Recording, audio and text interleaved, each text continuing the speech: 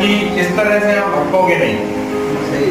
अगर आपको परफेक्ट पता चल जाएगा कौन सी लाइन कहाँ जाती है, कौन सा सिग्नल क्या करता है, अगर आपको चीज एकदम क्लियर हो जाए तो भटकना खत्म। जी सर। आप लाइन का नाम देखते थे ही आप समझ जाओगे कि ये लाइन कहाँ जाती है, और उसके साथ आप ये भी समझ जाओगे कि जो फॉल्ट बन रहा है वो फॉल्ट किससे बन रहा होगा।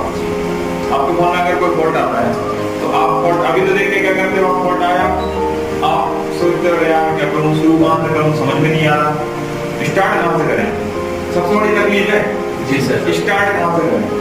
लेकिन अगर आपको पहले से ही पता हो कि किस ये जो तकलीफ दिख रही है किस सेक्शन में किस लाइन से आ रही होगी, तो फिर आपको दिक्कत होगी कि स्टार्ट कहाँ से करें। फिर आप स्टार्ट करेंगे इसको खोलने, इसको खोलो, शुरू करो, काम करो, है ना।